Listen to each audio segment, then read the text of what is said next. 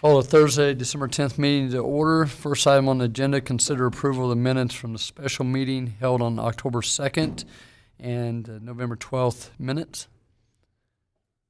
Any changes? They stand as written. Next item on the agenda, citizen comments. I don't think there's any. Okay, no. That consent agenda. On the consent agenda, it would be 2021 cereal malt beverage license yearly renewals. And then I have some recommendations for appointments. I'll make a motion that we approve the consent agenda item A. Second. Got a motion and a second for item A. All in favor of the motion, say aye. Aye. I move we approve consent agenda item B. Seconded. A motion and a second for item B. All in favor of the motion, say aye. Aye. Passes 5-0.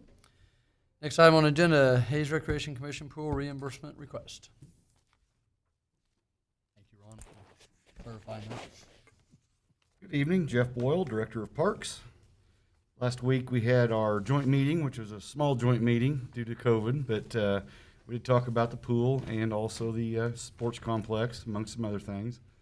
One of the items from that meeting that does require City Commission approval is in regards to the pool.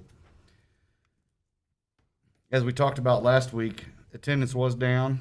COVID played a huge part in that. We opened it a week and a half to 2 weeks late. So wasn't the best year we've ever had, but at least we were open and folks could go down and have a good time. We about 16,000 less than what we had last year for attendance. There's a summary of attendance going back to 2000. We might mention Wilson Pool was closed last year or this year due to the COVID issues and opening late. So Hayes Rec's revenue, $164,864. You see their expenses there at $237,971, which is a difference of $73,106.88. Now the Hayes Rec Commission did come forward during the pool season and advised that they would forego their $26,000 stop loss if we were to allow them to keep the pool open as long as they wanted. So they basically waived their $26,000 stop loss and agreed to pay 1/2 of the loss. So for this year, the amount of that the city would owe is $36,553.44, and then also obviously Hayes Rec would assume the same amount. What was that history? There was a time in there we were going to close, and then it was announced that we would extend it till the final closing date. Yeah, we got to a point there for a while where we saw the trend, the financial trend, going down at a fairly rapid pace. So we visited with Hayes Rec about that and how that looked like it was going to end for the year.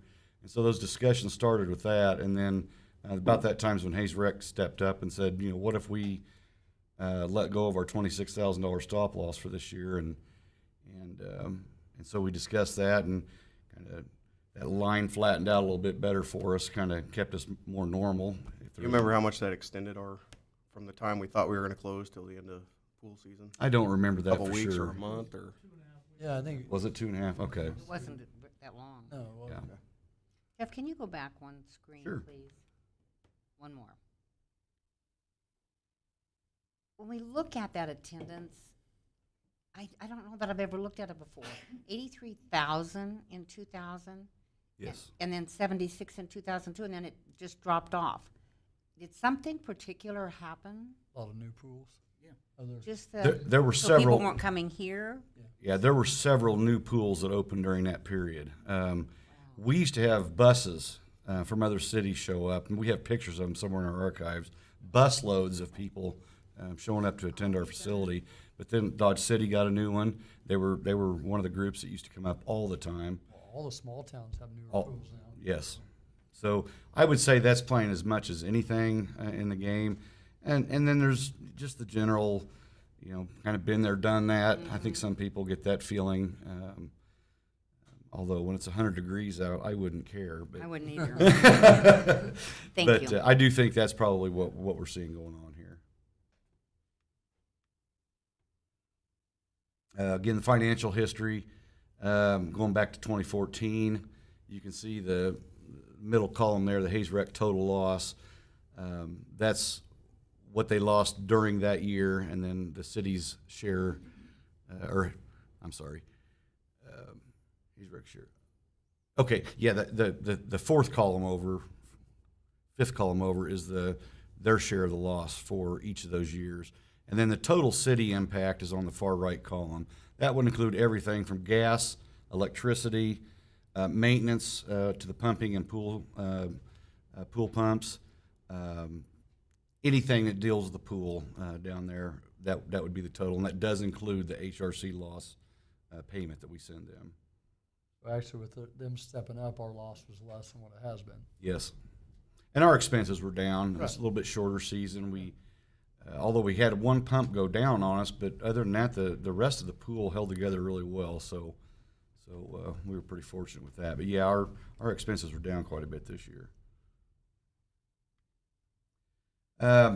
Options: approve the request to pay the Hayes Recreation Commission the $36,553, or provide further guidance on how staff should proceed. Now, I will advise that our contract does say that we will pay them the loss with their $26,000 stop loss in place. Obviously, that was waived, so we do have a legal obligation there to make sure we pay them. So this would be the action requested for this item. I move we approve the pool reimbursement request from the Hayes Recreation Commission for the 2020 pool loss amount of $36,553.44 with funding from the contractual services line item of the 2020 general fund pool budget. Second that. A motion and a second. Any more comments? Okay. All in favor of the motion, say aye. Aye. Opposed, nay. Passes 5-0. Next item on the agenda, multi-use path award a bid.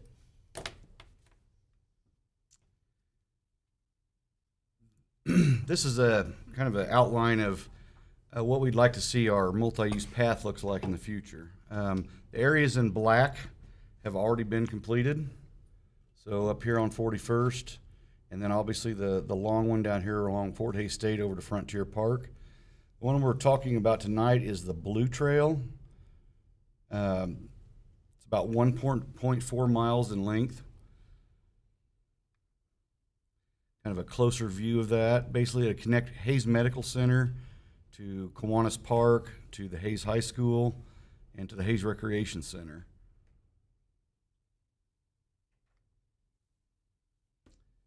These are the bids that came in. J Corporation was the low bid.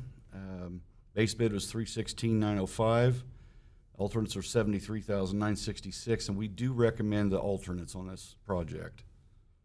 Those alternates basically consist of flashing beacons, pavement markings, seating, all the things that would basically finalize and make the project correct and right.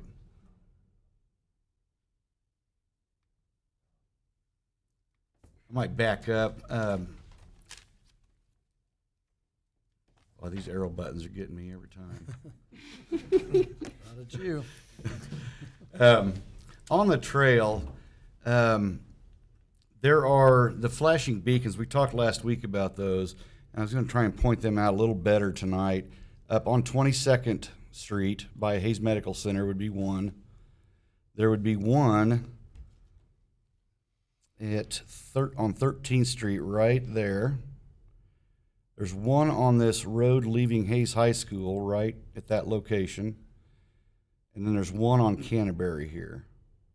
So that's where the flashing beacons would be. So there's going to be one in the school? Yes. Really? Yes. That's what they want? Okay. Yeah.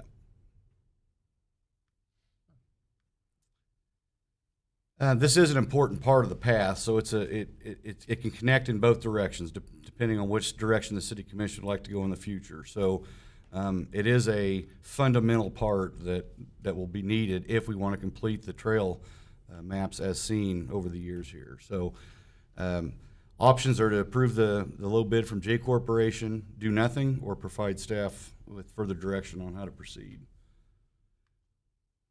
This would be the action requested for this item. I'll move to approve the base bid and alternates from J Corp construction of the east multi-use path with funding from the 2021 special park and recreation budget in the amount of $390,871.70. I'll second. And a motion and a second. What I like about this is it connects to the hospital's walking trail already, so it extends that. And, you know, as you can see, what you had up there, eventually it's gonna connect the whole city. And you talk to many people where we have on the dike or 41st Street, people really like what we've done there, where you can use many different items the way you can walk, ride, or whatever. And I think this is the right thing for our community, and I think people are really gonna like this when this is done. I'm gonna ask you about dogs on the walking path down that goes, where it goes through the university and through that area. We've talked about, we put in a new, or we provided another, what do you call those? Pet waste station. Pet waste station, thank you. I had another set of words that was just not gonna work. Pet waste station, we put a new one in, and do we have signage? I think we're to the point we have enough pet waste stations. We just need people to be more responsible about those. And I've had one person that kind of stays connected with me on it because they walk it a lot. Well, now I've started to get other people that walk it as well. Toby Doherty, city manager. In my opinion, it's a peer pressure situation. We can increase peer pressure by putting pet waste stations out, and then when pet owners are seen out with their dog and the dog does the business, they know somebody might see them not pick up the business. If we make it easy, it'll make them easy for it to do it. There's always going to be people that even if we didn't have a pet waste station, they would take the bags with them and they would find a way to dispose of it. But we try to make it as easy as possible, and I think they're pretty heavily utilized. It's, Well, I'm trying to figure- not all I- often that we see people not using them. All I'm trying to decide is who's accountable for what.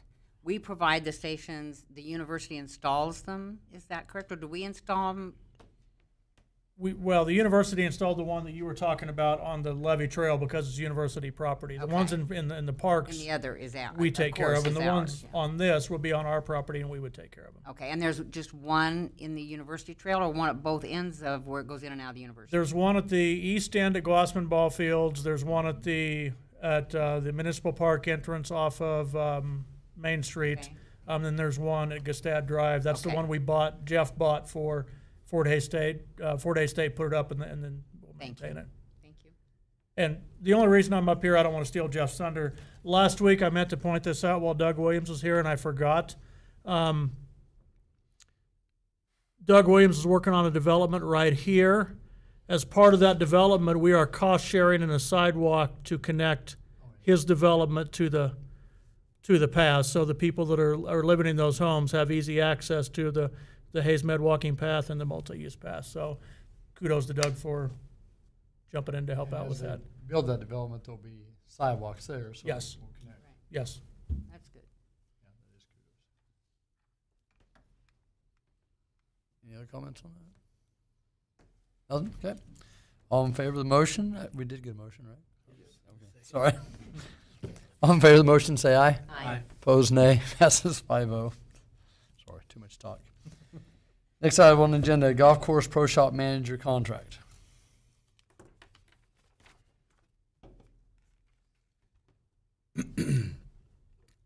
Jeremy Coulter's our current golf course pro shop manager, by the Jeff Boyle again, City Parks Director, is our pro shop manager, and his contract does end this year on December 31st.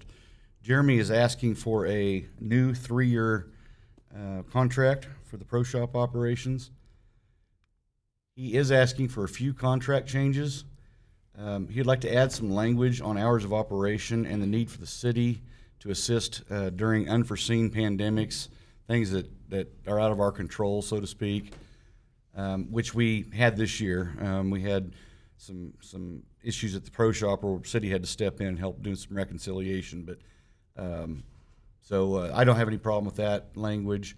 He did ask for a salary increase from $2,000 to $2,500 a month, and a bonus option from $2,400 to $3,000 a month. That's a one-time, once per year bonus option.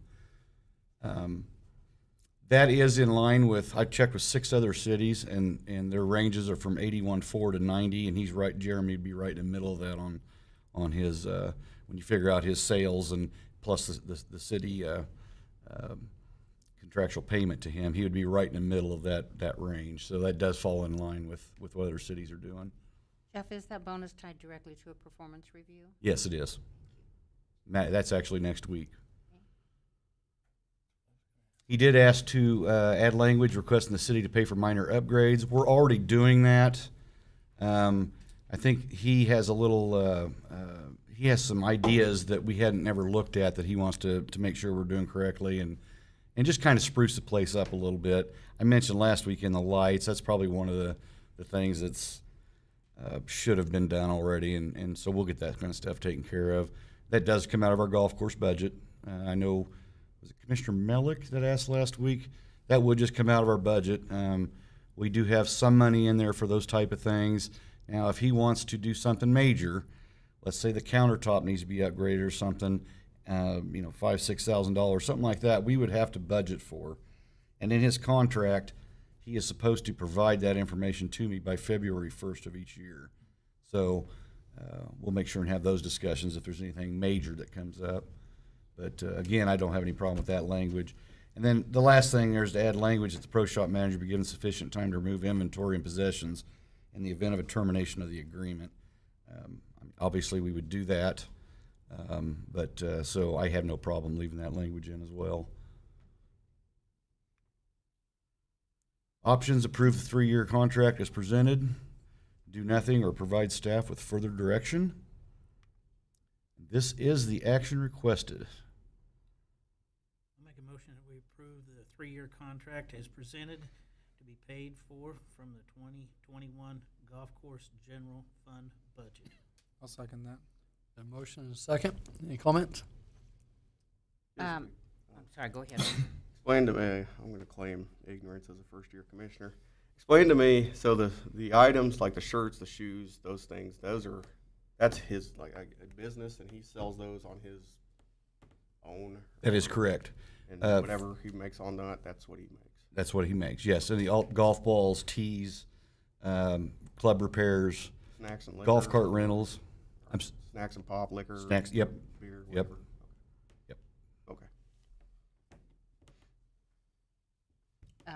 When I knew this was going to be on the agenda this week, I know a lot of people that play golf down there, and I play down there if I can every now and then. But I actually reached out to some that have been known to complain in the past, and visited with them a little bit.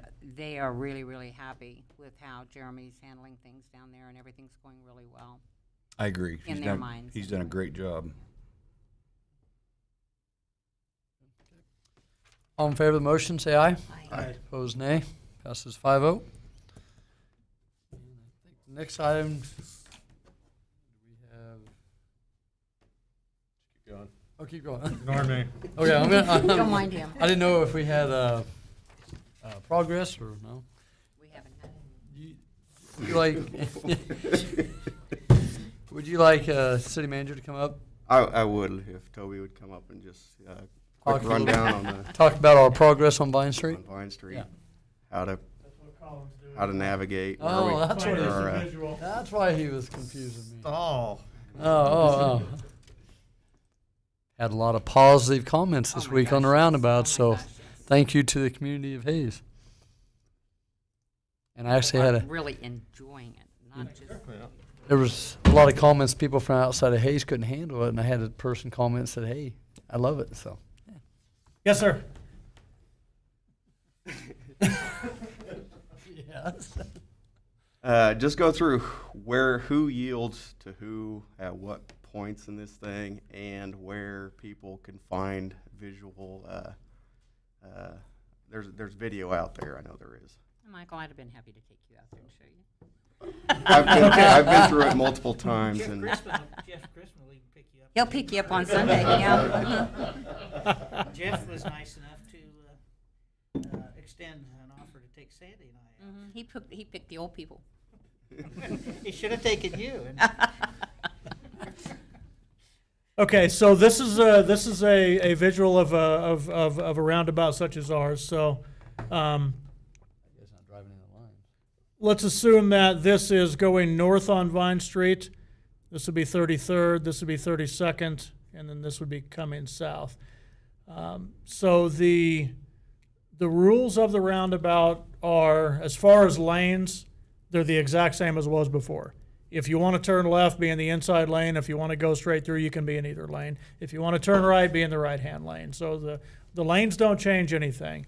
As you are driving north on Vine Street, the number one rule of the roundabout is yield to the traffic in the roundabout. So as you come up into this and you are in either lane, if there is a car attempting to go around, you yield to that car or truck until you can safely enter the roundabout. The second rule of the roundabout is don't stop when you're in the roundabout. So once you're in the roundabout, you either go through, you take a right, you take a left, as this car's doing. This car hopefully is yielding coming from the north. You go around and you exit this way if you're going on 33rd, but you do not stop until you've made that full movement. So just to keep it short, yield to the cars in the roundabout. Don't stop while you're in the roundabout. If you're coming in from a side street, such as 33rd Street, this would be 32nd Street. No, this would be 33rd. 33rd on that. If this is our roundabout, this would be 32nd over. So if you are coming west on 33rd Street and you want to enter the roundabout, of course you wait for traffic to let you in until the traffic that isn't going to stop leaves a gap for you to get in. If you're making a right, it's very easy. You just stay to the right and you move on. If you're going through, you go across the dotted lines to here, and then you can exit out into that outside lane, and that prepares you for the exit onto 32nd Street and vice versa. Just make sure you yield in. The way the roundabouts are designed, traffic moves slow enough through them that 4 or 5 car length gap should be enough for you to nose in there, and you don't have to yield until it's completely empty. You just have to yield until you can safely enter the roundabout without causing an accident. I don't think people think they need 4 or 5 car lengths. They kind of get in there after Yeah. 2 or 3 car lengths, I think. So Toby, that gap, and somebody asked me this today, that the white line at the bottom, is that the only place you can go from the inside to the outside lane? Yes. So same rule to the road. Rules of the road apply. You're not supposed to cross a solid white line. Right. You can cross a dotted white line or a gap. So once you are here, you should stay in your lane until you either exit or go through. As you're coming through here, you can go across. Same here. As you're coming in from here, you can go across both lines, or you can change lanes here. I probably go through that thing as much as anybody, well, maybe Mason and I, Oh. between the two. I think I live over there. But I go through it at least half a dozen, maybe probably 10 times a day. It has worked so efficiently. It's unbelievable. I mean, I knew it was going to be good. I didn't know how good it was going to be. This is really, really good stuff. It's a learning curve. It's new. We're not used to it. I think people are learning pretty quickly. Really, the biggest issue we see are on these north and south ends. I haven't noticed as many issues on the sides. It's the north and south ends. So issue number one is somebody coming around with the intention of going through, and then this traffic not yielding to them. Right. But we have also had people that come here and just stop. And then when they stop, they usually get a couple horns honked behind them and they move. That happened to Sandy and I when we were watching the other day. We were watching. We didn't get honked not at. causing it, yes. But sometimes when people stop, it empowers people coming from the north to or the other side to go. So right now there are yield signs at either end of the roundabouts. There are actually yield signs at all ends, but there are very prominent yield signs in the north and south ends with a flashing beacon on it for the nighttime to see it.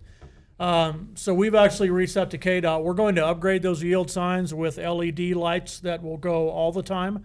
Now, once people get used to it, we can turn them off during the day and just have them lit up at night. But they will be, we had to be very careful to adhere to KDOT's signage pattern, and you just can't put any color or light up, and you've got to be careful about it. So, but we're going to probably be doing that in the next week or so. We'll get those up, and it'll just enhance the yield signs a little bit, make them a little more visible. What's going to be amazing, in my opinion, after driving this for 7, 8, 9 months before the next one opens and the next one, it's gonna be a piece of cake from there. This will be, Nice flow. it'll just be, normal. And Toby, the middle, when a semi's going through, are designed for them to run over that, correct? Right. So a semi entering the roundabout from, say, the north here is going to be very hard pressed to stay in their lane as they go through here. That's why we have the bulb out areas here. But automobiles need to be aware of that. Semis take up space, and when you have curves in the road, you're going to deal with that. So everything is designed to roll over with the tires. If you are a semi driver, you understand it's designed to roll over. They're used to it. So if my suggestion is, if you are in line with the semi's trailer going down Vine Street, before you get to the roundabout, either speed up or slow down and give them a little space until you get through it, and then they're going to be fine. Can you say where the video is? I guess, I mean, you could search for it on Facebook. Do we have it on Hayes' website where because it helped me a lot to just kind of get a visual and watch. Oh, First the go one we through. just took? Yeah. The one we sent you? That one isn't for public consumption yet. Right now, we actually took some more video. We're editing it down, and then we're going to speed it up a little bit. So it's not, speed it up like 1.5, so it's just a little bit faster. Right now, if you go to hazesusa.com, on our website, there is a page, I think it's on the front page, you can click on the North Vine Corridor Project, and we've got video simulations of how to drive in a roundabout and tutorials. Very soon, once Brandon Cooley gets finished with it, we are going to load that video on there as well. And we'll also send out a press release too and let people know that it's up there. But that was actually video shot with drone footage of our roundabout once it opened up. All I have for him, Toby. Thank you. Thank you. Commissioner Melick, I have nothing this evening. Commissioner Burgess. I got a couple things. Oh, First of all, how about them Tigers? yeah. And I'm a big K-State fan, but I will always I'm put the sorry. Tigers in the driver's seat when I'm cheering, and that was fantastic. So That was awesome. kudos to the Tigers. That was fun to watch. I got a couple other points I want to kind of relay. It's been we all know it's been kind of a tough year, but the generosity that I've seen come out of this community this year, I think if you took all the things and weighed the benefits and generosity and the good things that come out this year, they're gonna outweigh the negatives. So I have a story and then something else to announce here or announce. So this week I was asked to go pick up toys for Tots. And so on Monday I had to go to Wichita to pick them up. I called on Monday, said I'm on my way. All right, are they in boxes or bags or what I'm bringing my pickup? I don't want them to blow out the back when I come back. And they kind of hesitated and said, well, how big's your pickup? I said, well, it's kind of a small, mid-size, normal-size pickup with the bed in the back. I think it'll handle toys. I said, well, are you bringing a trailer? I said, well, I wasn't planning on it. I don't know if you're aware of this. We have 2 pallets of toys for you to pick up for Hayes. So I kind of stepped back and thought, well, I don't have a trailer, so I guess I'm gonna have to rethink this a little bit. And that's the generosity I've seen. There's so much of it that it's almost overwhelming to a point of you have to kind of take those steps back to. So as of today, we lined up a trailer on Monday, and as of today, we have 2 pallets of toys, and I know there's other toys coming in for Toys for Tots that will be given out throughout the community of Hayes this year. The other one I'm just going to read. With the generosity of the Schmidt Foundation, in collaboration with the United Way of Ellis County, are happy to provide a free Christmas dinner to individuals in the community on Wednesday, December 23rd. The press and Thirsties will be providing the meals, and pickup will be from 3 p.m. to 7 p.m. on the 23rd. The meals will be served cold in reheatable containers. You will select your choice location on sign up. Sign up is by next Wednesday, and I think they're planning on trying to give out over 1,500 free meals for Christmas. This is another thing that kind of came up when I heard about it. It was something that was, again, the amount that they wanted to give out was so much greater than actually they had kind of stepped back and say, well, how are we going to pull this off? And I've seen that throughout the year. Mayor, with your business, you've given free meals in the summer. Other restaurants have. The schools are giving out free lunches and breakfasts right now. Thanksgiving, there was free meals. Veterans Day, free meals. And I think if you tallied all that up, it's got to be hundreds of thousands of meals. If not, it would not surprise me if you tallied up all the free meals this year in Hayes, if it approached $1 million. And again, that if you take these blessings that we see, the hand of generosity is out right now. Just take it. It's been a tough year. We know that. Holidays are tough anyway. So I've just been floored this week on again, Toys for Tots, these free meals coming out on what I've seen this year. And I'm an eternal optimist, I guess. And I think it's actually been a very generous year, combating all the tough that's been out there this year. So those are my comments. Great comments. Commissioner Ritter? Just wanted to say I had the opportunity to go down and see the tree lighting downtown, all the beautiful lights and whatnot. I know my daughter appreciated the lights. They're nice and bright, and a lot of children got to enjoy the ice skating and see Mr. and Mrs. Claus down there. It was a beautiful thing to see down there. Happy people enjoying a beautiful night. You almost couldn't ask for a better night. So that was nice to see. I was going to say congratulations to 4 days too. That was Awesome. I'm still kind of in shock from Nah. it. It's incredible. I think they are too. Congratulations to them. But yeah, Mike is absolutely right. We have such a wonderful community. I'm so proud to be a part of it. So proud to sit up here and represent it. And it's been an interesting year one. I know for the two of us at least, and I'm looking forward to the next year and years to come.